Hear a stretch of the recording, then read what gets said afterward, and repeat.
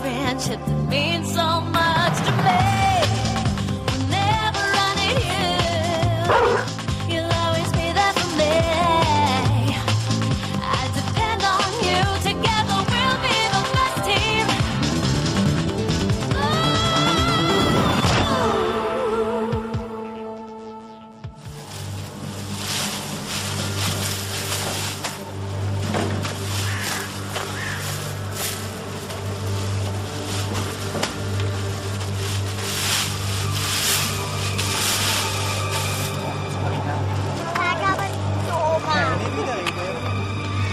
Schau, Schwiegervater, ich hab dir da Grießnockersuppe mitgebracht. Und ein bisschen was zum Kreuzworträtsel. Oh, danke. Also, was ist jetzt? Wann holt sie mich ab? Bald. Wann bald? Ja, schau, Vater, das Bett, das du haben willst, das ist nicht... Ich muss gehen. Tut mir leid. Die Frau Fiedler wartet. Vierte Robert. Genau das Bett brauche ich aber. Ja, aber das schicken sie erst am Ende des Monats, haben sie gesagt. Du, ich muss jetzt auch gehen.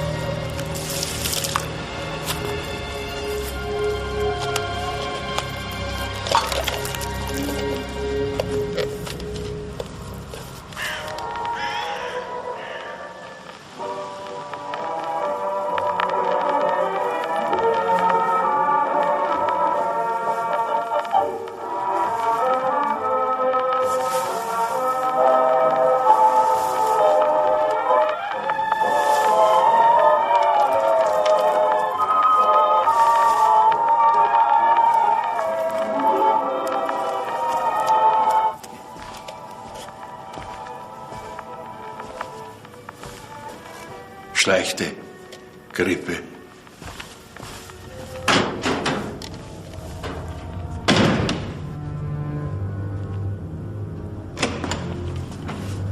Morgen, Herr Färber.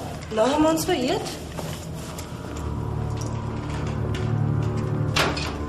Na, Herr Walter, wie geht's uns denn heute? Wie es Ihnen geht, weiß ich nicht.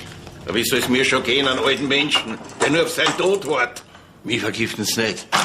Erbschleicherin. Überhaupt die circa aus da. Na, Gott sei Dank.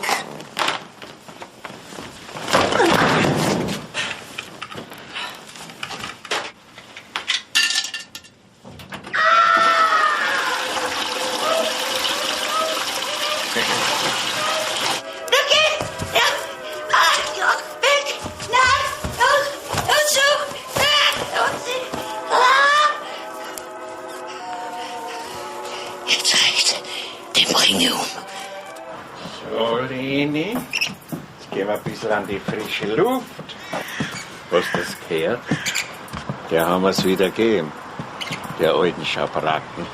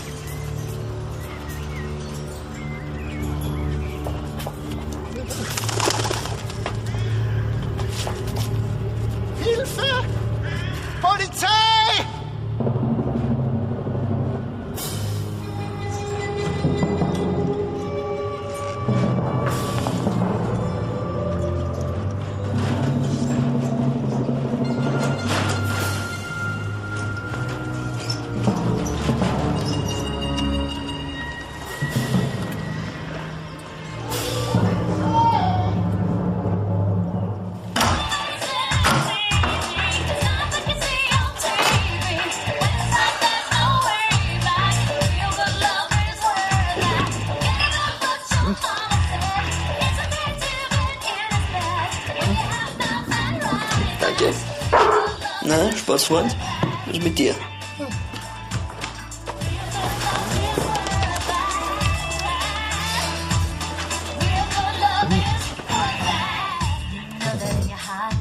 Im Altersheim. Aha. Ja, danke.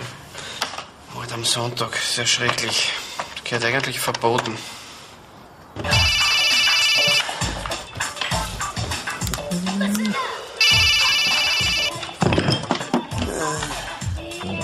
Der Kunz. Ja, servus. Aha. Gebiet, es ist Sonntag. Ja. Was ist das Altersheim? Aha. Okay. Was? Ne, das ist doch in der Nähe von Mödling. Vielleicht können ja die Kollegen aus Niederösterreich einmal. Du bist ein Streber. Was? Ja, nicht du.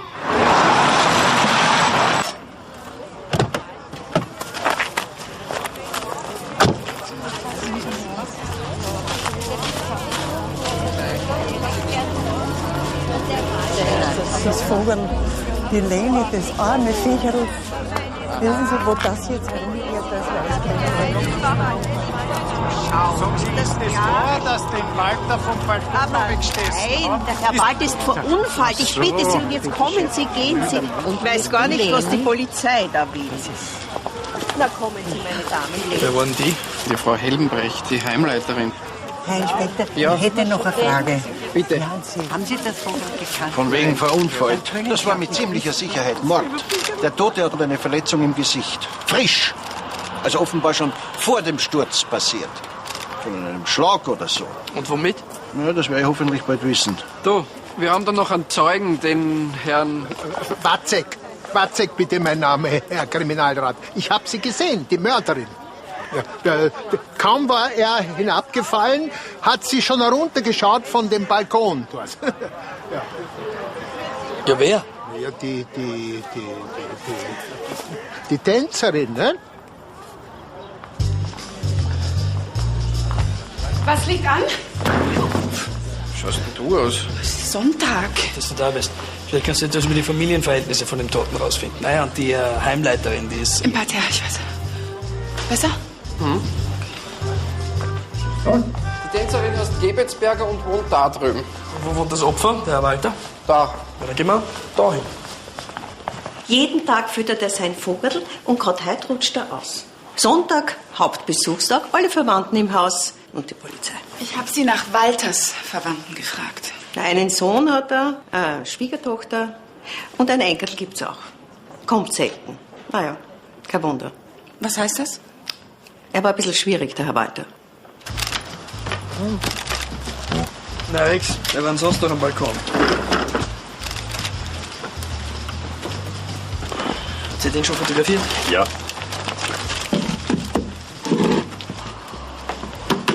Kunz. Stell dich mal da drauf. Na, andersrum. Jo, passt. Willst du damit sagen, dass ich genauso blatt bin wie der da? Zumindest genauso groß. Und so wie es ausschaut, hat ihm der Täter nicht nur ins Gesicht geschlagen, sondern auch an den Beinen hochgehievt. Und da muss er sich doch irgendwie gewehrt haben. Vielleicht hat er sich nicht nur am Vogelkäfig festgehalten, sondern auch am Täter selber. Also, von allen Verdächtigen DNA-Material sammeln. Sag einmal, habt ihr die Fasern da schon sichergestellt? Nein. Dann wird's aber Zeit. Was ist denn das? Speisethermos.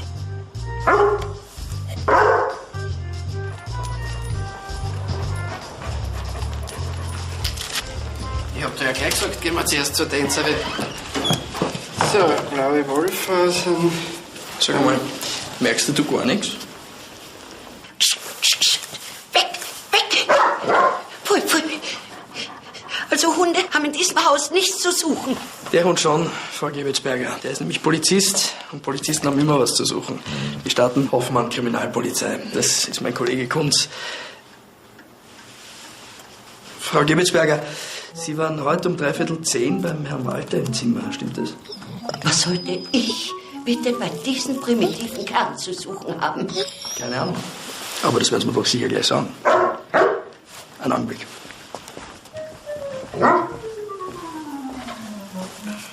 Ja, ich verstehe. Er Speisen im Speisethermos von dem Walter gereist, stimmt's? Darf ich?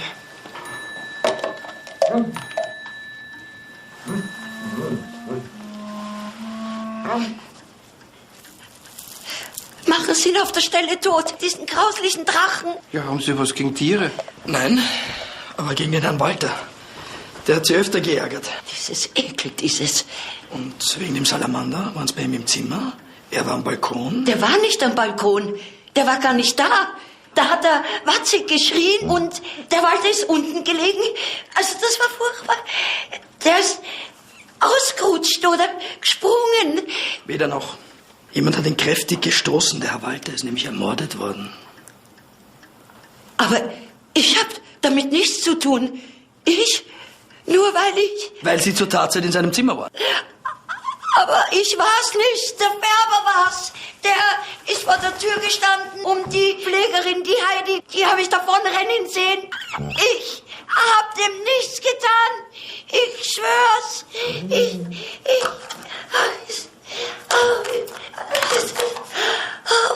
Geld. Bitte. Der Sohn hat zum Heim zugezahlt. Der Walter hatte nur wenig Pension gehabt. Und wir sind ein Haus für gehobene Ansprüche.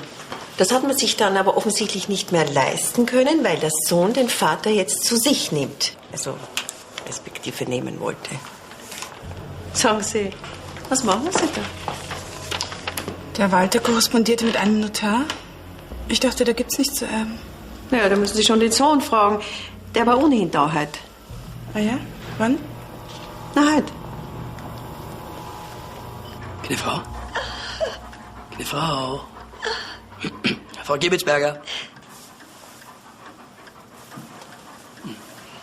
Und keine Sorge, mein Hund hat schon nach der Pflegerin geläutet. Danke, junger Mann. Jetzt schauen Sie sich das an. Aber gnädige Frau, das macht überhaupt nichts. Wir brauchen sowieso Ihr Tourenquandel für die Spurensicherung. Mein Kollege kümmert sich drum, den lasse ich Ihnen da. Rex. Ich habe nichts zu verbergen.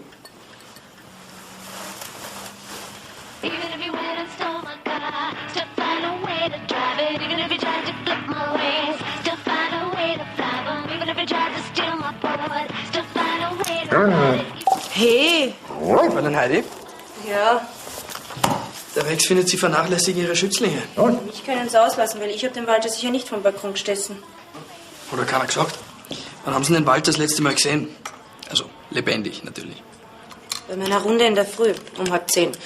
Und er hat ekelhaft war er, wie immer, hat die Medikamente runtergefetzt und... Ich hab dem nichts getan. Nur wenn er mühsam ist, dann müsst ihr meinen Job aufgeben. Und überhaupt, weil er doch Rippelt ausziehen wollte. Zum Sohn. Aber ohne diese erfreuliche Aussicht hätten Sie vielleicht doch... Ja. Was hören Sie, also das ist ja... Sind Sie jemand begegnet am Flur? Den Rollstuhlfärber. Und ich denke mir noch, der muss sich verirrt haben. Das kommt oft vor bei den alten Leuten. Der Färber wohnt nämlich im Parterre und ist Spinnefeind mit dem Walter. Und den Mantel haben Sie den heute in der Früh angehabt? Ja, wieso? Marc, der Walter schreibt einen Brief an seinen Notar. Er hofft, dass er überlebt bis zum Umzug zum Sohn. Der Färber will ihn umbringen. Der Rollstuhlfärber. Schon wieder. Und Walters Sohn war heute da. Die Heimleiterin hat ihn um 8:30 wegfahren. Herr Kommissar, die Heide war's. Die haben wir da herauskommen gesehen. In ihrem dunkelgrauen Mantel. Danke, Hunderl. Wieso wir? Nein, bitte, das ist Unsinn, Frau Kriminalrat. Es war die Tänzerin. Fräulein Heidi ist ein Engel. Außerdem tragt sie alle helle Sachen, so wie das da. No. Aber heute war der Mantel dunkelgrau. Kennen Sie den Sohn vom Herrn Walter? Ja. War der heute bei seinem Vater im Zimmer? Nein. Und der Färber ist auch aus dem seinem Zimmer gekommen. Der Spinnefeind mit dem Walter. Der Walter, der ist ja auch. Danke, Hunderl. Also, es stimmt, dass sie den Färber gesehen hat. Danke. Danke. Ja? Und der Mantel war wirklich dunkelgrau. Ja, Du, die Tänzerin ist wieder putzmunter. Autogrammkarten hat's mir auch gegeben. Kommt's? Ich glaube, die steht auf die. Findest?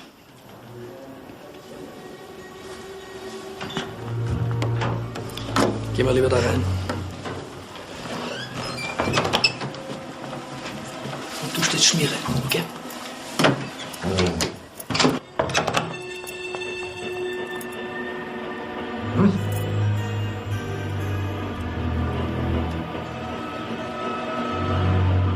Wenn es nach dem geht, was die Leute über den Walter reden, dann war das ein Gemeinschaftsmord. Bei dem keiner dabei war. Er gibt mathematisch einen Einzeltäter. Und allzu schwer dürfte der es nicht gehabt haben. Der Walter war sehr schwerfällig. Altersbedingtes Hüftleiden, sagt die Heimleiterin. Im Gegensatz zu deiner kleinen Tänzerin. Die hätte ihm zwar locker jemand über den Balkon rufen können. Na klar. Und die Heidi, die Pflegerin übrigens auch. Allerdings, was hätte die für ein Motiv gehabt? Hier, das habe ich in der Lade gefunden. Sowas versteckt man doch nicht. Die Schwiegertochter ist bei einem mobilen Pflegeservice. Der Sohn war heute mit einem Lieferauto da, irgendeiner Friedhofsgärtnerei. Ist aber keiner zu Hause. Kunst, versuch so schnell wie möglich die beiden zu finden. Bin schon unterwegs. Friedhofsgärtnerei. Herr Kommissar, haben Sie es gefunden, die Leni? Was? Das arme Vogel. Ach so, das Vogel. Na, Kneffer, tut mir leid. Was für ein Vogel? Keine Ahnung. Sag mal, welchen Zimmer unten der Färber? Nummer 2, da. Glaubst du, schafft es ein Behinderter, den da runterzustürzen? Was weiß ich.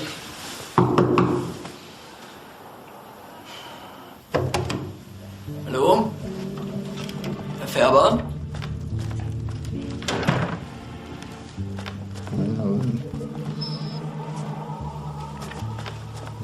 Schau mal her.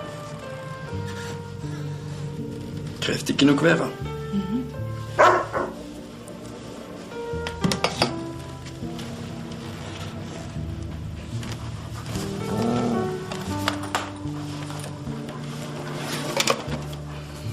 Sehr gut, Rex. Die Jacke könnte zu den Wollfasern vom Balkon gehören. Hm? Marc, schau mal. Seltsam. 2 Männer, eine Frau. Schaut aus wie eine alte Geschichte. Meine Freundin, die Heimleiterin, die weiß, wo der Färber ist.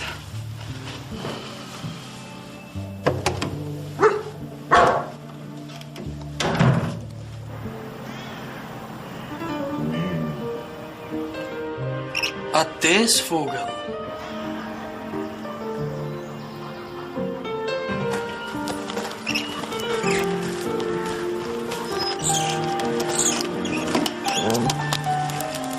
Ja, wenn es so weitergeht, können wir einen Zoo aufmachen.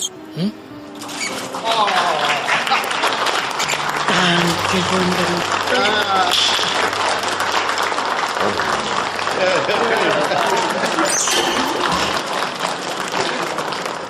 Oder wir machen ein Altersheim auf. Ich glaube, du hast Talent. Ja, Hoffmann? Nur ein Zwischenbericht. Der Täter hat kräftig mit der Faust zugeschlagen und er hat Handschuhe getragen. Wir haben Fusseln im Gesicht des Opfers gefunden. Grau. Also Arbeitshandschuhe oder so irgendetwas. Könnte sein, dass trotz der Handschuhe vom Schlag was zu sehen ist? Naja, an der Hand des Täters. Könnte sein. Gut. Danke, Herr Doktor. Danke, wieder. Du, wieso Handschuhe? War es doch eine geplante Tat? Schaut ganz so aus. Also, die Hände von der Pflegerin waren unversehrt und die von der alten Tänzerin auch. Aber Handschuhe hat der Rex da keine gefunden. Übrigens, der Färber ist in einer Turnhalle da hinten. Der Sohn hat um 8.30 Uhr an einem Kiosk da um die Ecke Blumen geliefert. An der nächsten Adresse einem Blumengeschäft in Obersankt Veit war er um 10:30. Und gegen 4 Uhr muss er wieder in der Gärtnerei sein. Ja, Moment. Er ist doch um 8:30 hier weg. Und nach Obersankt Veit dauert es nie 2 Stunden.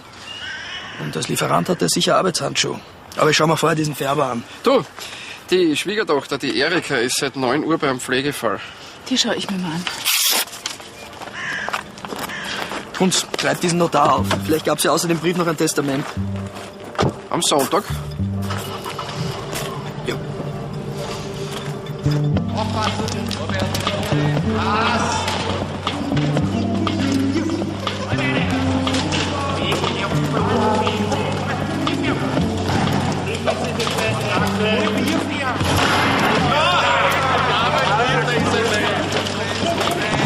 Herr Färber! Ja?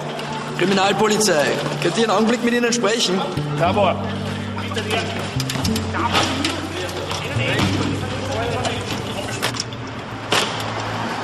So, Frau Fiedler, jetzt sind wir in der frischen Luft. Frische Luft. Mitten in der Stadt.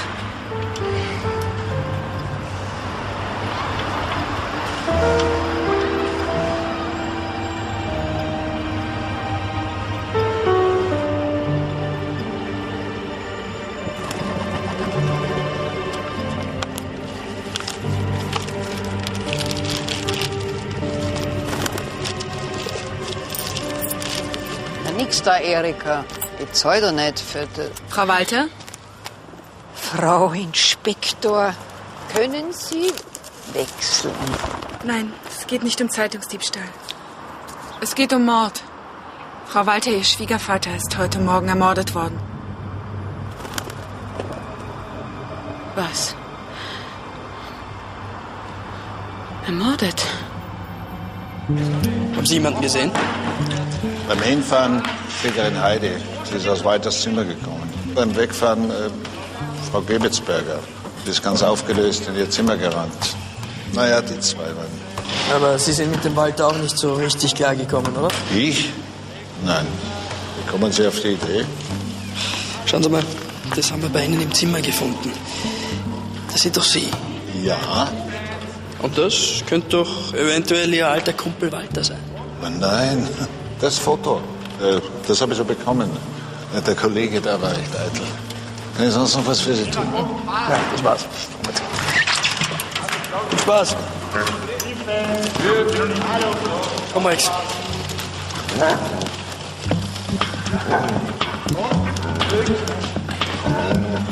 Danke.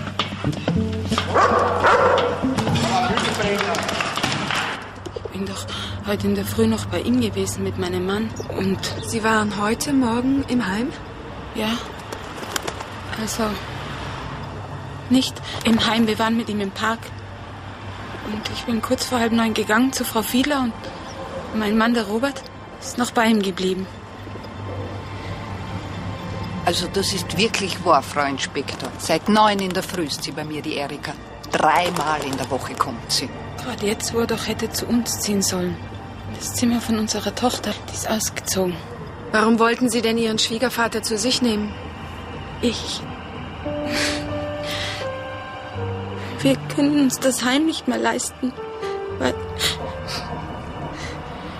der Robert ist jetzt Hilfsarbeiter. Ich hab gedacht, ihr habt eine Gärtnerei. Ja, aber es ist immer schlechter gelaufen und naja. Du, der Walter hat sie am Täter festgehalten. Nein, sie haben graue Fusseln entdeckt. Ja, die stammen nicht von der Heidi und auch nicht von der Gebetsberger. Na, wo gehst du denn hin, ha? Kunst? Ja, bin eh da. Was machst du denn? Die Wollfasern, die stammen von der Jacken vom Färber. Weißt du was? Der Onkel Kunz geht mit dir am Wochenende in den Wienerwald. Hallo? Ja. Pass auf, sind beim Toten irgendwelche Faserspuren von der Weste vom Färber nachweisbar? Na, nix vom Färber. Nicht. Na, da kannst du dann Und? wieder hinlaufen, wo du willst, gell? Der führt Selbstgespräche. Also die Pflegerin Heidi und die Tänzerin fallen ziemlich sicher weg. Erik hat ein wasserdichtes Alibi. Der Färber nicht. Der hat aber sein Verhältnis zum Walter gelogen. Er ist körperlich dazu imstande, einen Mord zu begehen. Und er war am Balkon. Was irgendwann gewesen sein kann. Und? Was hätte der für ein Motiv?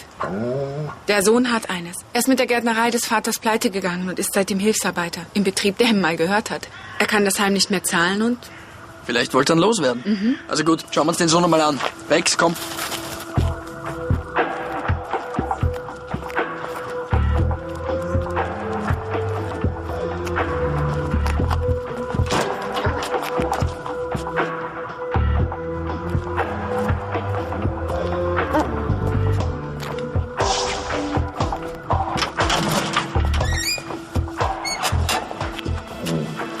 Ah ja, das sind ja die Handschuhe.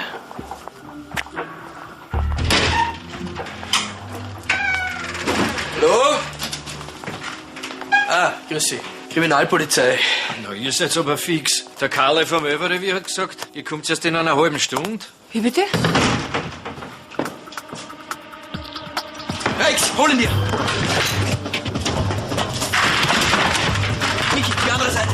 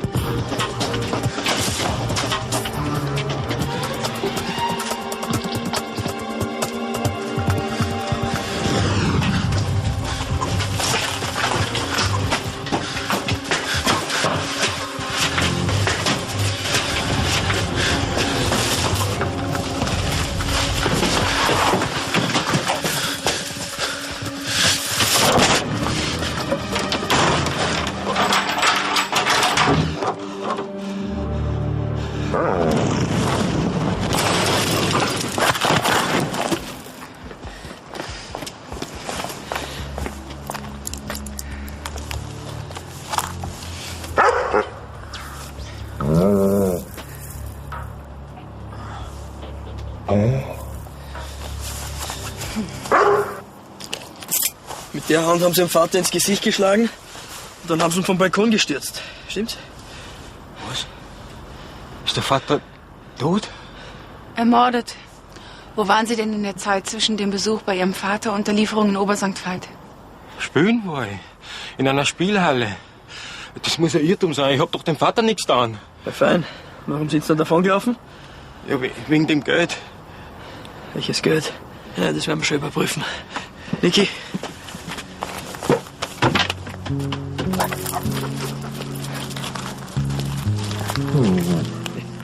Sag mal, Rex. Wie schaust denn du wieder aus?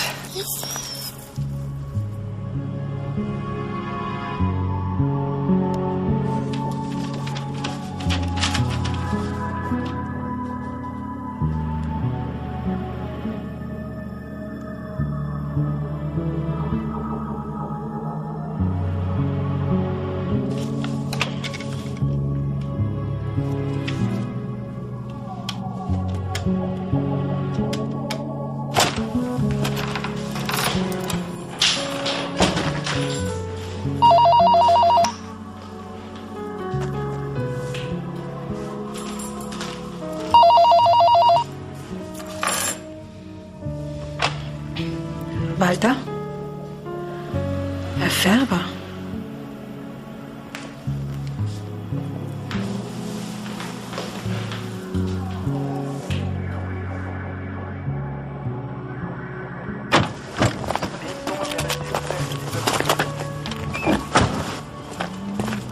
Zumindest in der Hinsicht lügt er nicht. Der Chef hat ihn entlassen, weil er Geld unterschlagen hat. Er wollte von einer Anzeige absehen, wenn er es ihm zurückzahlt. Konnte er aber nicht, weil er angeblich schon wieder alles verspielt hat. Da hat der Chef die Polizei gerufen. Ja, ist möglich, dass er deshalb getürmt ist, aber... Ich check das mal mit der Spielhalle.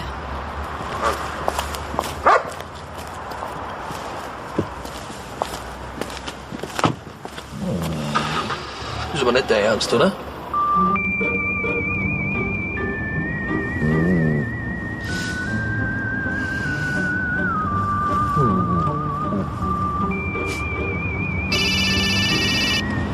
Ja, Hoffmann? Er war um 10 Uhr da. Es hat nämlich eine Gameshow im Fernsehen begonnen, sagt der Besitzer. Gegangen ist er dann um 10 nach 10. Besser gesagt gerannt, weil er sein Bier nicht bezahlt hat. Moment, der Mord ist um 9:45 passiert. Von der Sporthalle zum Heim dauert es maximal 10 Minuten. Also es könnte sich locker ausgehen, dass er den Mord begangen hat. Aber ich wollte ihn doch nach Haus nehmen. Was heißt, Sie wollten? Ich glaube eher, Sie mussten. Marc, vom Notar. Danke. Sie haben sich vertraglich verpflichtet, den Vater lebenslang zu erhalten. Unter der Bedingung hat er ihn in die Gärtnerei vermacht. Von wegen, Sie wollten ihn nach Hause nehmen. Loswerden wollten Sie ihn. Ich weiß nicht, um Himmels Willen. Ich war da halt nicht einmal in seinem Zimmer.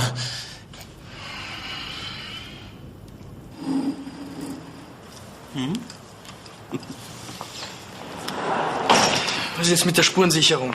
Ohne Spurensicherung kommen wir nicht weiter. Ja, das sind ja keine Zauberer. Aber der Notar hat gesagt, dass der Walter ihn mit Briefe bombardiert hat, wer ihn nicht alle umbringen wollte. Ja, hey! Kunz, ich glaube, der Rex mag deinen Drachen nicht. Ja, ich kann jetzt deswegen nicht ins Klo runterspülen. Tut mir leid, Rex. Wenn der Drache vom Kunz die Polizeihundeprüfung schafft, dann lassen wir uns was einfallen. Moment. Büro Hoffmann, Kunz am Apparat. Ah, servus. Ja. Die Spurensicherung, Herr Kriminalrat. Mhm. Okay. Habe ich? Ja. Okay, gut. Danke. Servus. Und? Also, auf der Brusttasche vom Roberts Arbeitsmantel sind Fingerabdrücke von seinem Vater. Aber Roberts Handschuhe sind nicht die, mit denen der Täter zugeschlagen hat. Das ist super. Danke, Rex. Dir kaufe ich nichts mehr.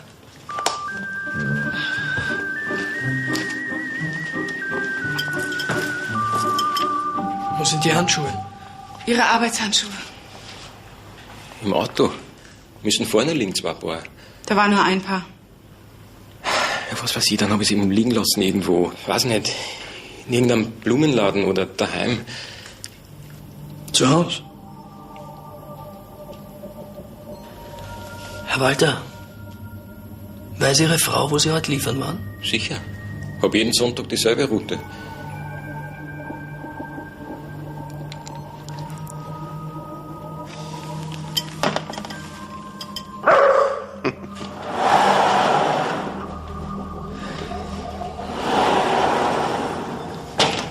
Alles spricht für ihn als Täter, aber ich habe kein gutes Gefühl dabei.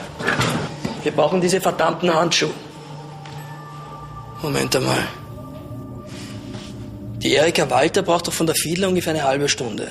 Was ist, wenn sie die Sachen vom Robert aus dem Auto ausgeräumt hat, sich angezogen hat und... Das gibt's nicht. Da hätte sie mindestens 1,5 Stunden bei der Fiedler gefehlt, weil sie danach noch die Sachen in Roberts Auto hätte verstauen müssen. Okay. Wieso die Erika Walter? Die ist doch Krankenschwester oder so irgendwas. Ja, eben. Vielleicht hat sie die Fiedler ja betäubt. Hat ständig mit Medikamenten zu tun. Mhm. Betäubungsmittel. Wir müssen unbedingt in die Wohnung, schon allein wegen der Handschuhe. Apropos Handschuhe. Treib den Blumenhändler aus Obersankt Veit auf. Na, der wird erfreut haben. Ja. Komm, geh mal.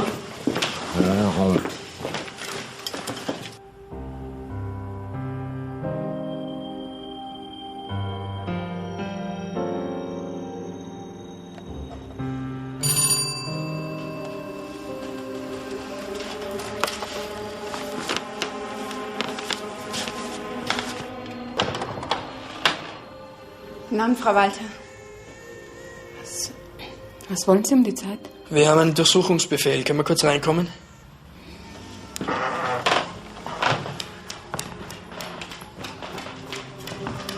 Geht Ihnen Ihr Mann gar nicht ab, Frau Walter? Robert kommt in letzter Zeit öfter spät nach Haus. Sagt mir nicht, wann er kommt und wann er geht. Bin das schon gewohnt. Tragen Sie deswegen keinen Ehering mehr? Doch. Haben Sie sich an der Hand verletzt?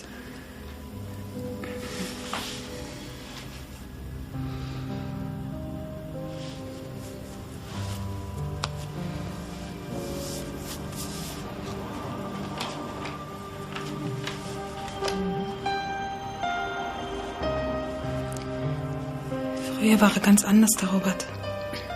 Ich schmink das weg, weil seit der Robert Hilfsarbeiter ist, wird's immer schlimmer. Er spielt. Seit er weiß, dass er den Vater nehmen muss, dreht er überhaupt ständig durch.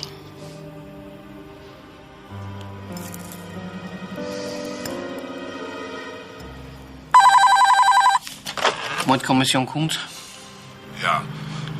Ich möchte ein Geständnis machen. Falls Sie doch im Dienst sind. Ja.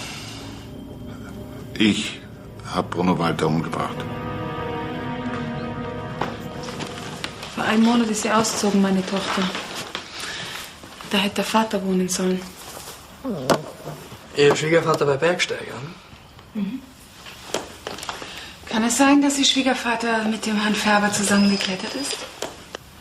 Ja. Entschuldigung. Servus, Kunz. Was ist denn mit dem Robert? Hat er was angestellt? Ja. Okay. Kann man noch nicht wirklich sagen. Marc.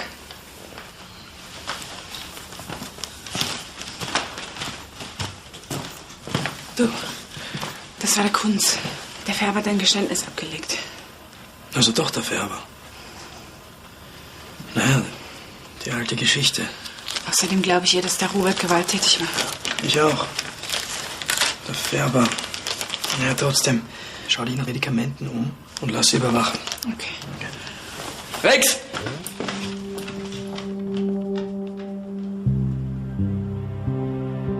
Er hatte versucht, mich beim Klettern loszuwerden. Ist ihm nicht gelungen. Hab ich gewusst, was er vorhat, mein bester Freund. Er hat sie gekriegt. Meine große Liebe. Und hat die Anna so gut behandelt, dass sie sich 2 Jahre nach der Geburt von Robert umgebracht hat. Ich war seit 2 Jahren da im Haus Wolfersberg angemeldet. Ich ziehe ein und der Bruno ist da. Den Rest kennen uns. Ich habe mich gerecht.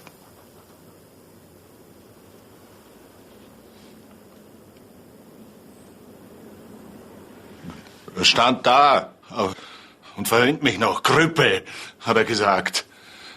Aber dann... Er hat sich an Ihnen festgehalten? Ja, an meiner Westen. Aber dann habe ich ihn runter. Die Handschuhe, die habe ich weggeworfen im Park. Die Handschuhe? Im Park? Haben's raffiniert. Wir entdecken's denn, Herr Färber. Aber ich sage Ihnen doch, ich war's. Gut. Gut, mein Kollege wird dann Ihre Aussage zu Protokoll nehmen. Ja. Komm, Rex.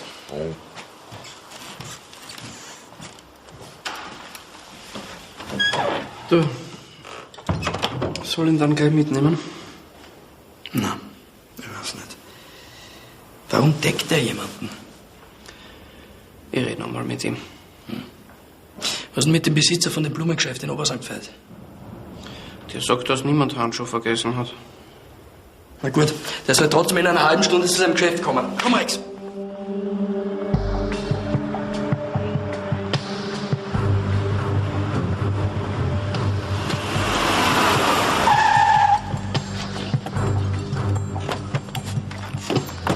Keine Arbeitshandschuhe bei Erika. Das Geständnis von dem Färber, ich weiß nicht. Morgen. Ja, hat Kollegen doch gesagt, der hat nichts liegen lassen.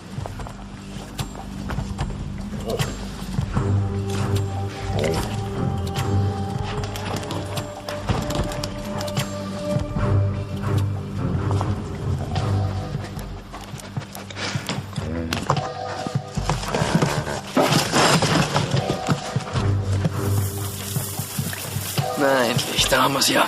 Die Handschuhe. Gut gemacht, Rex. Komm.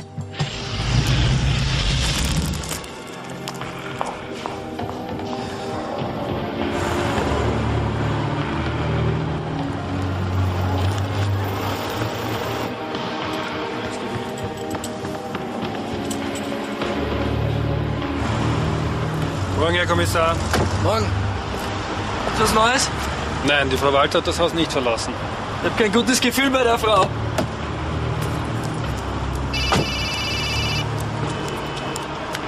Ja? Servus, Kunz.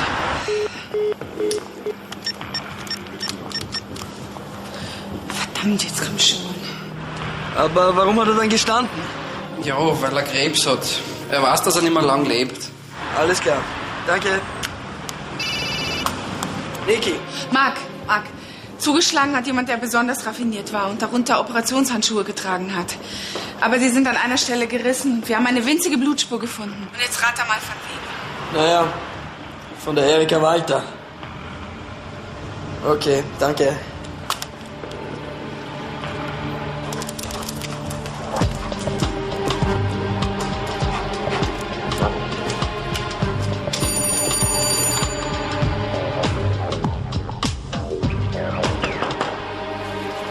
Walter! Frau Walter!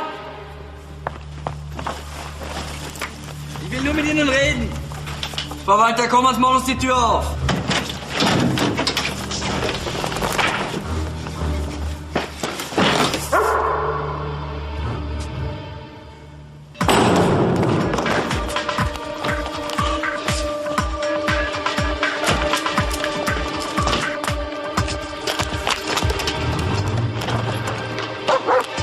Frau Walter! Wir brauchen uns kein Blödsinn!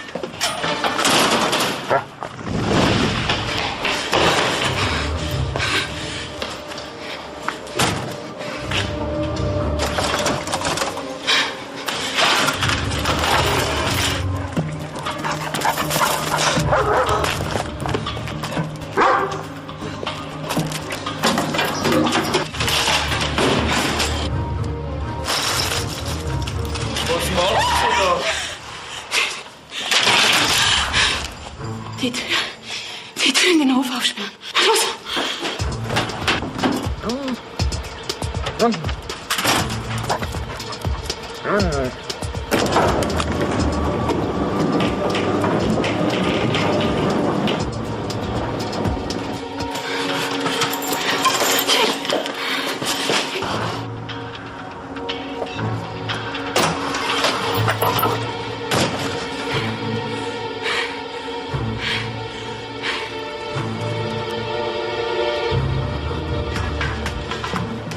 Die hat die Krachen vom Chef. Okay, geh dann nach hinten und bleib dort. Weiter! Stehen bleiben! Ich lege jetzt meine Waffe weg, okay? Ganz ruhig.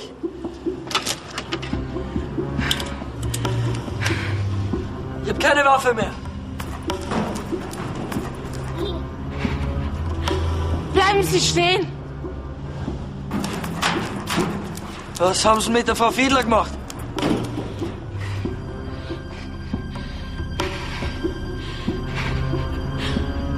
Es gibt Mittel, da schläft jemand 2 Stunden, ohne dass er sich daran erinnern kann.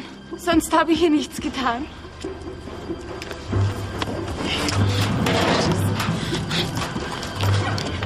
Sie haben mir nichts getan. Das glaube ich Ihnen. Meine Aussicht war, den ganzen Tag Menschen pflegen.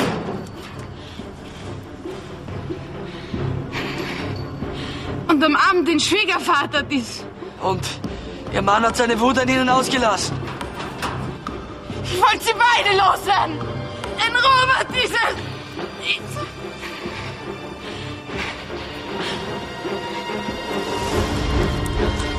Erika. Nein.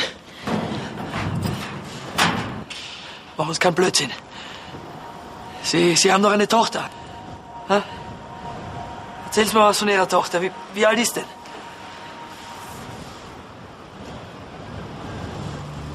16. 16. Lassen Sie Ihre Tochter doch nicht im Stich. Ein 16-jähriges Mädel braucht seine Mutter. Geben Sie mir die Waffe. Erika, bitte geben Sie die Waffen runter. Ganz ruhig. Ganz ruhig.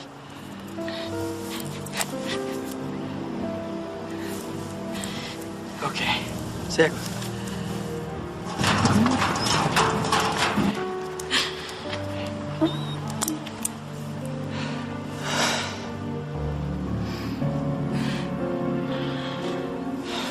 Okay. Danke, Rex.